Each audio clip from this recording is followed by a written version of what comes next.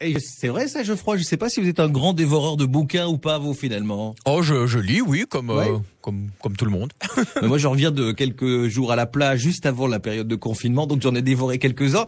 Et là, j'ai voulu renouveler mon stock, mais pas de bol, je suis arrivé à la bibliothèque, et évidemment, c'est porte close, et du coup, la bibliothèque publique va venir à nous, puisqu'on ne peut plus aller à elle.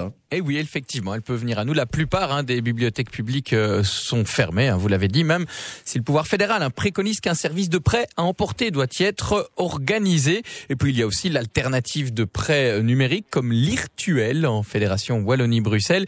Mais ce n'est pas tout, parce que ça et là, des bibliothèques trouvent des moyens pour rester disponibles pour leurs lecteurs.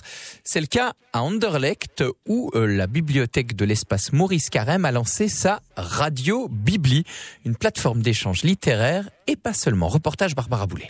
Une bonne connexion Internet. Bonjour à tous. Un fauteuil un peu confortable. Et c'est parti. Un cochon. Oui, un cochon. Ce fut son dernier cadeau. Un petit cochon en porcelaine. Je crois que c'est de la porcelaine. Ici, c'est le coin lecture. Chaque jour à 13h, on peut y écouter 20 minutes de nouvelles. Et puis les enfants aussi ont leur moment. Judith Kneip, responsable du projet. Les lectures sont faites par les bibliothécaires avec les ressources qu'elles ont chez elles.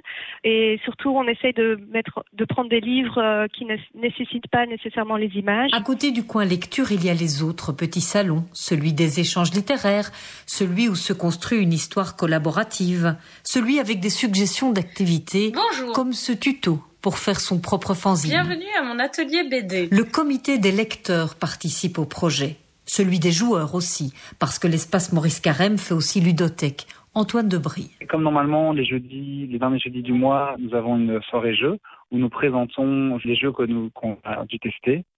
Ici, c'était un peu l'idée de continuer ça, mais de pouvoir le proposer à toute personne qui va justement participer à Radio Bibli. Et donc, moi, ça m'a emballé. Radio Bibli, c'est aussi des liens pour nous faire découvrir plein de choses, comme cette comptine de Maurice Carême. Savez-vous ce qui est comique? Une oie qui joue de la musique. C'est comique ça.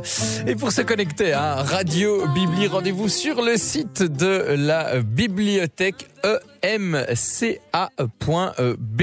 Voilà, donc si vous voulez que la bibliothèque vienne à vous